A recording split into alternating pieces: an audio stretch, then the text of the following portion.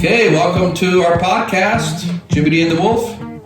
Yo, we were talking about some of the brilliant minds in our last podcast. We mentioned Brian Wilson and what an absolute genius he was, and we talked about the difference between when musicians had to record that way before technology kind of become the extra member of the band. And you brought up a really interesting question that's a loaded question, is what could Brian Wilson have accomplished with Pro Tools, with the endless sea of plugins that exist now at our disposal as musicians? Or what could Hendrix have used had he had those things to apply? I feel like that timeline of artists, the late 60s, those are the guys that really broke it wide open and gave us the opportunities to, get these plugins. They were the ones that kind of laid the ground for the vision to happen for the effects. There's so many effects that came from Hendrix's career, and so many of the things that the Beatles and the Beach Boys were doing that kind of opened up that way of thinking in the first place. So you posed a super interesting question, like what would have happened if Hendrix and the Beatles and the Beach Boys had Pro Tools, if they had Autotune, if they had pitch correction, if they had these quantize, if they could quantize things, would it have been better or worse? Or worse? Because I've worked with producers, and they say, and read articles, that people have gotten lazier, and musicians come in and say, do a guitar. I've even heard guitar players do this and play a part and it's not perfect and say, well, I'll just fix it in the mix. I'm going to edit it out. Yeah. Close enough. Or you flub that note, but you know what? I'll grab it on the grid and lift it up and make it louder. Well, how about you learn how to play it? Because that's what they did back in the day. Well, I mean, honestly, it is what it is. And the way I think about that stuff, like you do too, I mean, we're old school when it comes to that. And we don't want to be fixing a whole bunch of stuff and editing a whole bunch of stuff. You can either do it or you can't. But I know exactly what you're saying. Like Al Schmidt, he's got 28, I think he's in his late 70s, maybe early 80s, still winning Grammys as an engineer. I think he's got 28. I heard him speak at ASCAP a couple years ago, and he said, back in the day, I used to work with vocalists who had what we call vocal technique. Yeah, exactly. You pull into the mic and out to the mic, and exactly. You got a plosive. You raise your head, like a poop. Man, I got in a huge argument with an engineer one time over that, because we went to record, and I was playing the bass and the guitar, and this particular engineer wanted me to watch the lines on Pro Tools, and he said, keep that as straight as you can. The lines, which line? The sound waves on the volume lines. He said, once you get it to where you're comfortable playing, try to keep that the same exact volume the whole way through, with your bass playing and with your guitar playing. Oh, bass playing especially, yeah. Yeah. Guitar playing, interesting. Right. Guitar playing. Right. Now there's a lot of terms that exist in classical music that exist solely because of not doing that, saying make it a little louder, make it a little quieter. So the dynamics, you have these engineers now that they want it to be a mathematical composition. Everything's the same volume and everything's the same distance, which is what we hear in pop music a lot of times now. But that also takes away that whole freedom that the Beatles had and those great bands had, Hendrix and the Stones. Music has lost so much dynamic range that I've had younger friends, nieces and nephews. You take them to hear a great live band, they're floored, man. They're blown away. When a band goes like this dynamically and then breaks it down young people go, what? Because they've never heard that on an album. They've never heard that on the radio before. They've never felt that power in real life. You know what I mean? And the first time they do, they go, whoa, this is heavy. Well, yeah, that's how everybody used to record. Up until the implementation of Pro Tools and all these other things, and these engineers that are relying on technology more than they're relying on musicianship and relying on their ears, so to speak. Well, it wasn't like a black and white change. It was a gradual change. Yeah. There actually was early versions of Autotune in the 70s. Sure. Primitive. And you know, like the Beatles used a metronome on some stuff. I'm not dissing the metronome. And there was punching. I mean, well, first we had, what was the first? Was it 2 tracks? There was a 3-track recorder. I think there was the first multi-track. I think Les Paul invented the multi-track, where you could do 1 track of drums, 1 track of bass, 1 track of vocals, or whatever it would be, and then mix it together. And it started with, might have been the 3-track, and then a 4-track, and then an 8-track, and then a 16-track, and a 32-track, and a 64-track. And now it's unlimited because you're all digital. But anyway, so that was all gradual, and there was cutting and pasting. There was punching in. Once you got multi-tracks, you could punch in, come to a point and then punch in and record just that part over so a lot of the Led Zeppelin, the famous solo on Heartbreaker. No, I'm thinking.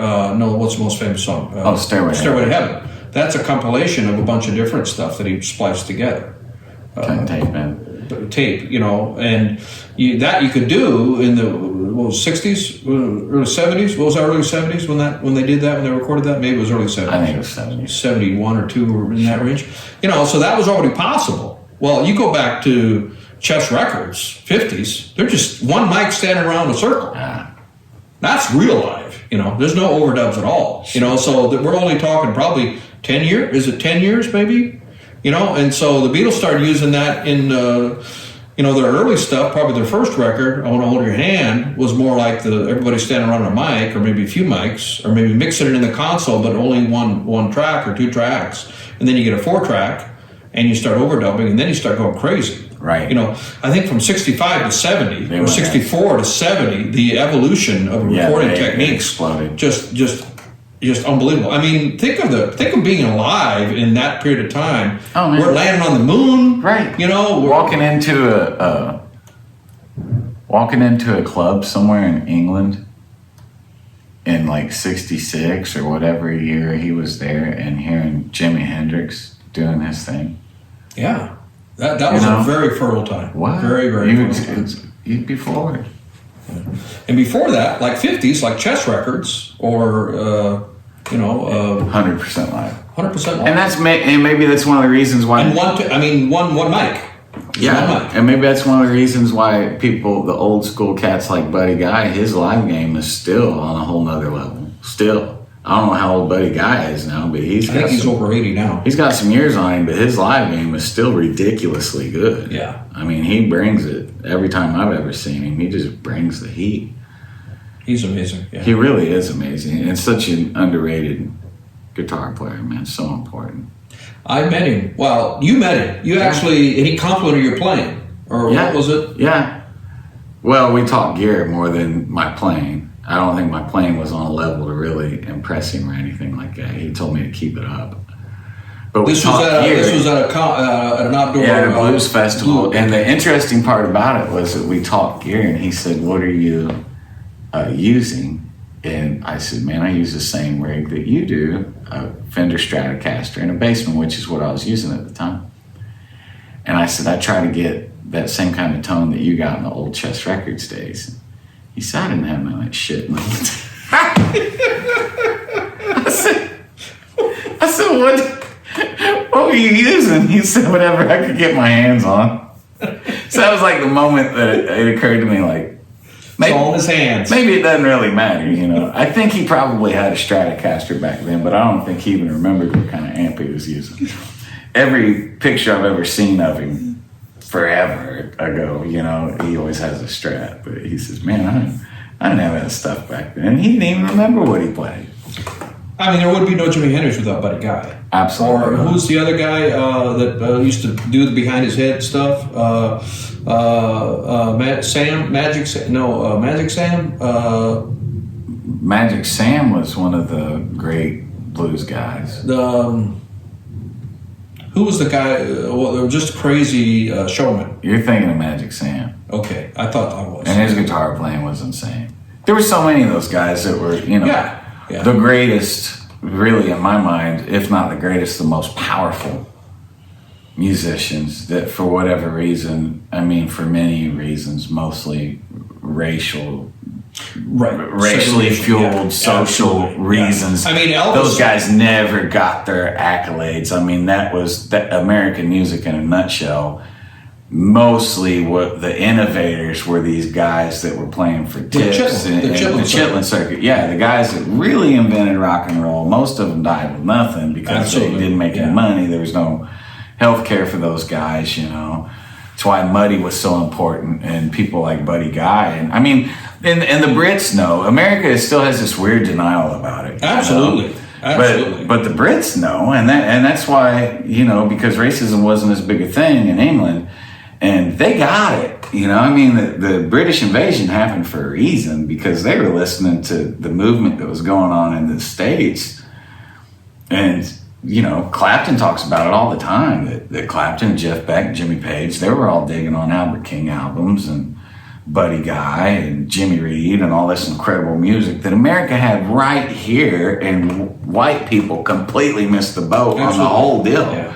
You know, nobody was hearing it except for a small group of African Americans down south and a small group of African Americans in Chicago. Other than that, it was.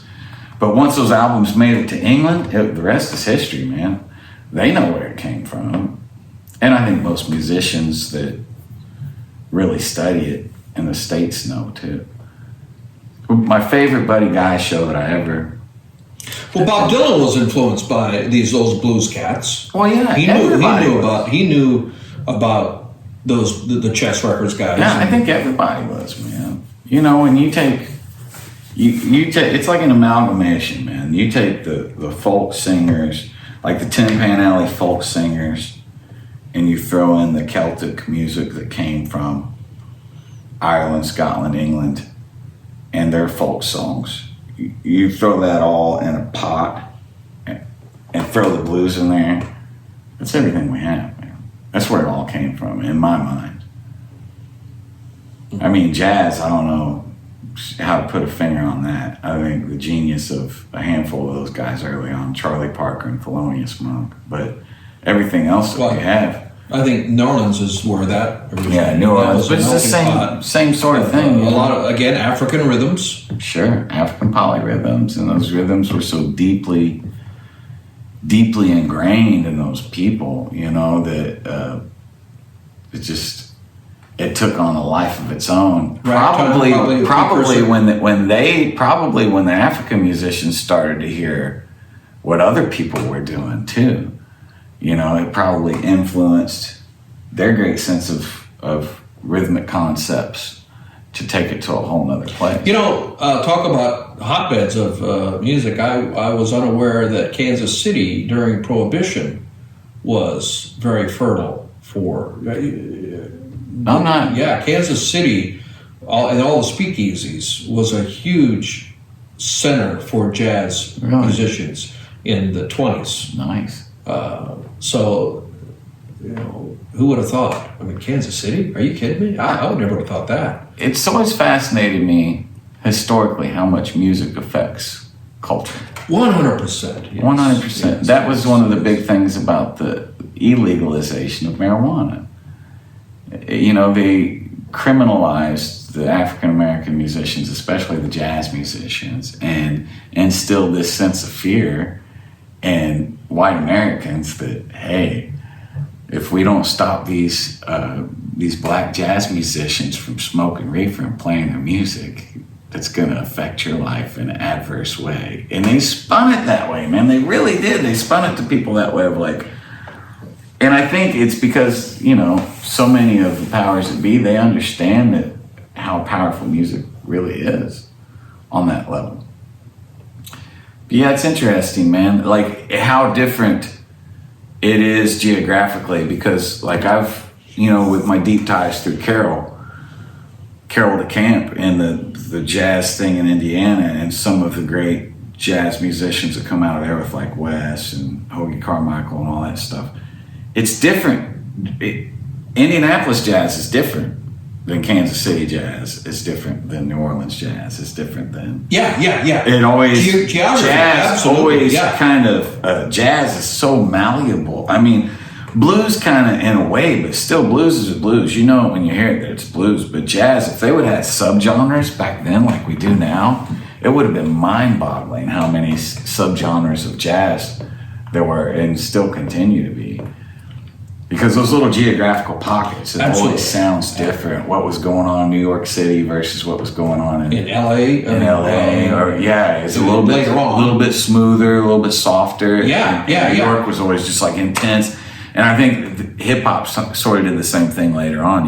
That New York always had a little more edge with rock, hip hop, jazz, whatever it was. New York has always had a little more abrasive side. And then you got Atlanta. Atlanta is another center for hip hop. Yeah. Well, that's my favorite hip hop group ever was Outkast. Still is and will always be. I spent a whole summer. They're Atlanta. Yeah, Atlanta. I spent a whole summer listening to Atlans. When that first came out, it was just like, this is brilliant, man. It's like everything. It's everything that I love mixed together. The first time I heard that, it was like, this sounds like P-Funk and the Deep South with like great melody and just great rap, man. Just great rhythmic flow. And I love that album. I think it's a masterpiece. I don't think it ever got the credit. I mean, it did, but there's still some like, for whatever reason, there's a refusal by the masses to take anything that's hip hop and compare it to the greatest albums of all times. There's a certain level of pushback with that whole thing.